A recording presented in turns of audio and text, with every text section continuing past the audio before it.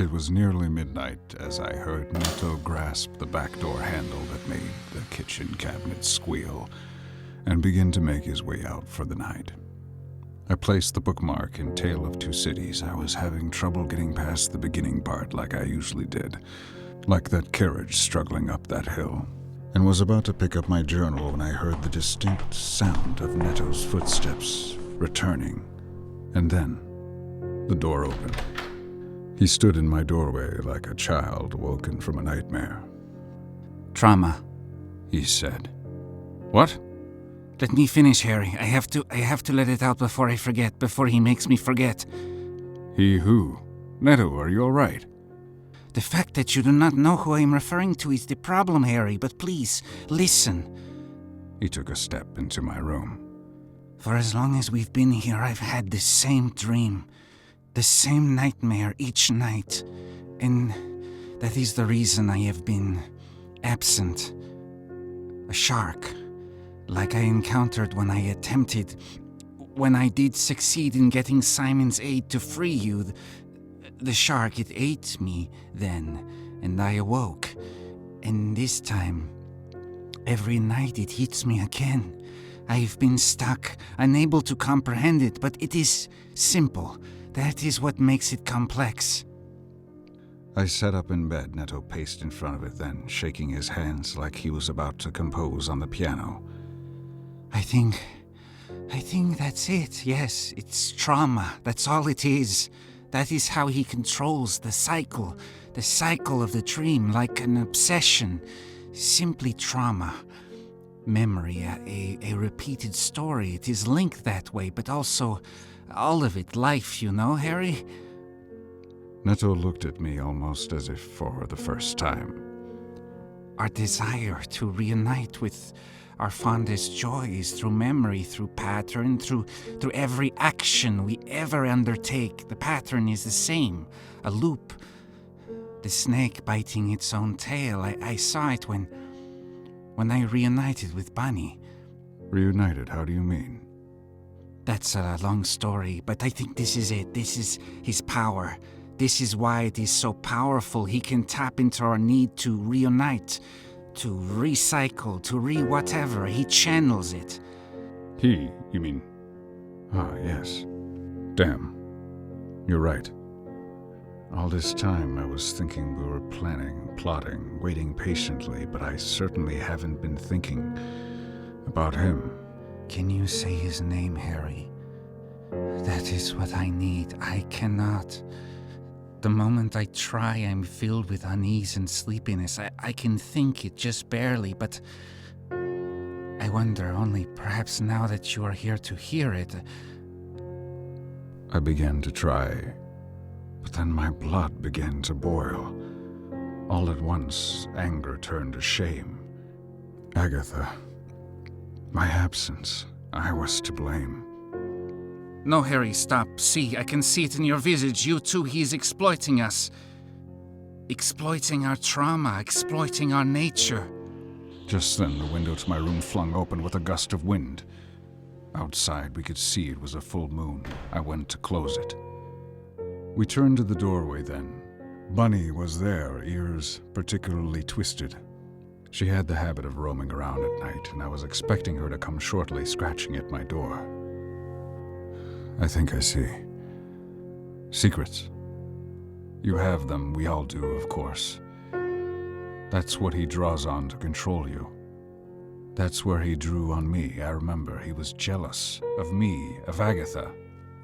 Agatha, Neto said, looking at the bunny. Its eyes almost seemed to be misting with tears. No, you're right, Neto. It's the strangest thing. Every time I try to bring myself to say it, something shifts inside of me. Like a kind of quick distraction, almost frightening me into submission. I can't quite grasp it. I can barely think it. Neto sat at the foot of my bed. I sat by the pillow end. The rabbit hopped up and sat between, uncertain which of us to comfort first, it would seem. Neto looked at the bunny. It looked back. I must. There is no other way. Suddenly the bunny hopped off the bed. Then in the doorframe it looked back, finally scurrying into the other room. a mix of anger and dejection. Neto, you must... what? See, that... I have already forgotten what I came in here to talk about, Harry. What good is it? I thought there was a window there, but I'm uncertain if it was... The dream. You were talking about the dream. Start there. Yes. That night in the compound, I faced my fear of Baba. You may not know that name, Harry, but perhaps it is time that I share this.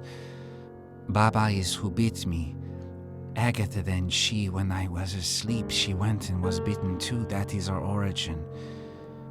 She was a fierce vampire, as you no doubt have seen, especially in Agatha. I see. I would have surmised. I never felt like your sister wished me to investigate that part of her. We never spoke of her, neither me or Agatha with each other. A pity that. Perhaps we should have. Perhaps we would have found some healing, some better way to move forward. But that night in the dream, I faced my fear of her. Perhaps Agatha was there in spirit too, as you said. She helped you get out of where you were. But anyway, just like that, I faced my origin, I faced my trauma, and all would have been well, but the shark, it made sure. Neto paused almost for air. I could see how unsteady he was. What could living through the same nightmare for months do to a person? It was the unkindest time to strike. I'm not so sure the shark was even that powerful, only it went right for where I had just mended. It was like it tore the stitches apart. All the work I'd spent the last few months for naught.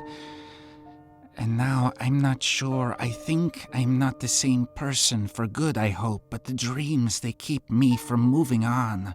I feel stuck. I listened as intently as I could. The bunny's absence was calling to me. I wanted to go to soothe it inexplicably. I felt I had failed it somehow. Silly thought that. And so, by naming him, you feel it would give you release? I'm not so sure. Perhaps it is his power still casting its long shadow on us, but perhaps that is not the answer. You have forgiven your origin, but perhaps you and I need to forgive some more ourselves. Yes, I've thought of that, but I'm not so sure either. I think he would like nothing more than for us to forgive him, but I fear that would only make him seek to control us further. Yes, I don't mean him. The others. Ourselves. Simon, wherever he is, the ones he controlled or seeks to control still. You said there was a woman there, another vampire. Perhaps her. Yes, right, his partner. He is her origin, I think. She was tall, powerful as well, but not completely devoid of... I sensed something. Vulnerability, perhaps, although I cannot say for sure. It is difficult to say for sure what is real and what is not in the dream. Bunny reappeared, looking apprehensive. There, it's okay. Said Neto. Nothing bad has happened. You can come back. Bunny hopped on the bed and I ran my finger along its back. It put its front feet on my lap and then looked up at me and then at Neto. Your sister's voice, it was more than a little real. I can't say for sure it wasn't hallucination. She said something that made me feel that she'd returned. I think a painful and wonderful thought. She bade me stop resisting. That was the key. Thought for certain I would die. And her voice made me at peace with it. Also, I do remember Simon's voice earlier now that I think of it. Something he said may have influenced me as well. Funny this, but have I told you he reminds me of your sister in the strangest way, although I can't put my finger on it quite. Yes, maybe, I suppose. I suppose maybe we need to find Simon. Drake, I said. How simple it would seem to say that other name. And yet, there it is. I got up and went to the kitchen and they followed. I got out some celery for the rabbit. She liked it cold. I began making an omelet, chives, red onion, a little cumin, and salt and pepper. I plated half of it for Netto, who sat in the high-back chair, looking youthful as ever. Unlike the rest of us, he always seemed to shift between his glamours, often adopting his youngest appearance. But of course, he had that power, whereas the rest of us required more concentrated effort. I was always perpetually middle-aged, more or less, where I felt most comfortable regarding my scars. Well, I was going to wait for word from Balkis and Leona, but perhaps we should get a move on. It won't help you to just stay here and have bad dreams till Christmas. That's fine. It makes no difference to me, said Netto in a pout. But where would you say he went? Not sure, of course. He was very much into music. Maybe there's something there, perhaps. Netto looked thoughtful. He picked at the omelet and finally tasted it.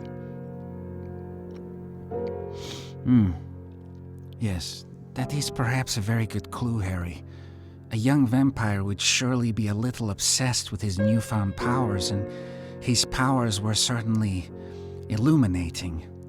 And explosive, I offered. How do you feel about music festivals, Lollapalooza, that sort of thing? I hate them. You? Yes, me too, for the most part. Still could be a good way to dash that dream out of your head, a little sonic bath. From what I hear, there are a fair amount of them in Europe. Perhaps not as many in the Berkshires or Vermont. Who knows, if we find him, maybe the boy will be able to help connect the dots.